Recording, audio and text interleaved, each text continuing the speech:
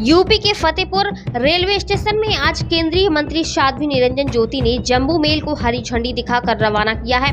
वहीं उन्होंने national conference और कांग्रेस में जम्मू कश्मीर से विधानसभा चुनाव में गठबंधन के बाद नेशनल कॉन्फ्रेंस ने सरकार बनने की धारा 370 और 35A हटाने की बात कर रहे हैं, लेकिन राहुल चुप क्यों है वाले सवाल पर पलटवार करते हुए कहा कि उनको कश्मीर से 370 धारा हटाना अच्छा नहीं लगा, वहाँ विकास अच्छा नहीं लगता, वहाँ जो दलित था, पिछड़ा था, उनको वोट डालने तक का अधिकार नहीं था। देश का दुर्भाग्य कि कश्मीर में जाकर के राहुल ने जिस तरह से देश के कर्मचारियों के लिए अपमानित किया है कि बाहरी लोग यहाँ काम करेंगे, वह हिंदुस्तान में कहीं भी जाकर कर सकता है। मैं राहुल गांधी से पूछना चाहती हूँ कि अमेठी छोड़ के केरल से चुनाव लड़ने क्यों गए थे? क्या पूरे देश को देश मानते हैं?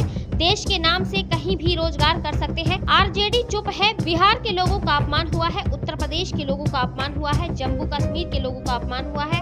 जनता माफ नहीं करेगी। और क्या कुछ कहती नजर आई पूर्व केंद्रीय मंत्री साध्वी निरंजन ज्योति, जरा आप भी सुनिए। जनपद फतेहपुर से संवाददाता रिजवानुद्दीन की पूरी रिपोर्ट। जनजी ट्रेन को दिखाई गई, कितनी सुविधा जनपद वासियों को मिलेगी इससे? ये फतेहपुर के लिए प्रयागराज से लेकर सुविधा देने से लेकर के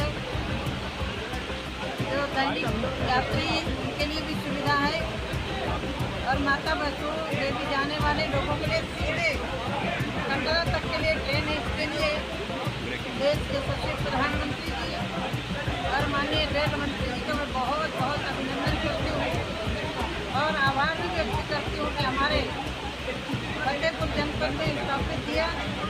इसके लिए माननीय मंत्री जी का पुनः आभार व्यक्त करती हूँ।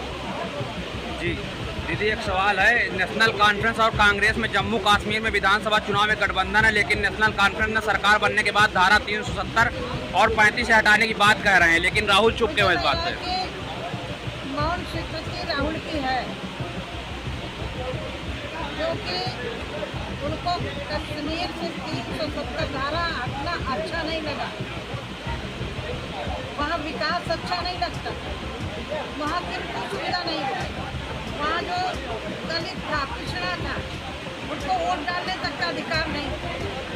देश का दुर्भाग्य है कि कश्मीर में जाकर के राहुल गांधी ने जिस तरह से रेल के कर्मचारियों के लिए अपमानित किया है कि बाहरी लोग यहाँ काम करेंगे। पूरा हिंदुस्तान में कहीं भी कोई जाके कर सकता है। मैं राहुल गांधी से पूछना चाहती हूँ, अमेठी छोड़ के केरल लड़ने की माँ की गए क्योंकि आप पूरे देश के देश मानते हैं ना। देश का नागरिक कहीं भी रोजगार दे सकता है। उसमें आरजेडी चुप है। बिहार के लोगों का अपमान हुआ, उत्तर प्रदेश के लोगों का अपमान हुआ और जम्मू कश्मीर के लोगों का अपमान हुआ। जनता माफ नहीं करेगी। राहुल गांधी को इस देश से लेना देना नहीं है, उनको राजनीतिक रोटियां चाहिए। मुख्यमंत्री योगी आदित्यनाथ को लेकर बुलडोजर चुनाव चिन्ह लेकर इलेक्शन लड़ जाइए, अलग पार्टी तो बनानी ही पड़ेगी। अखिलेश यादव ने ऐसी टिप्पणी की है सीएम योगी पर, इस पर क्या कहेंगे? मुझे लग रहा है भारतीय जनता पार्टी एक ऐसी पार्टी है जब से गठन हुआ कोई व्यक्ति अलग हुआ होगा, लेकिन अभी तक 80 से पार्टी में कभी विघटन नहीं हुआ है, कभी टूटी नहीं है।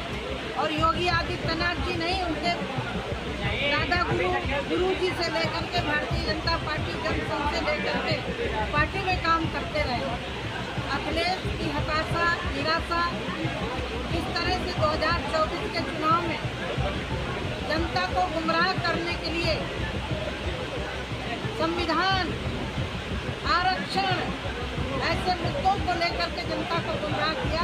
अब देश की जनता इनके गुमराह के काम में नहीं आ रही। अखिलेश ने कहा 2027 में जब हमारी सरकार बनेगी तो गोरखपुर में बुलडोजर चलेगा हम लोगों का। जनता तब तो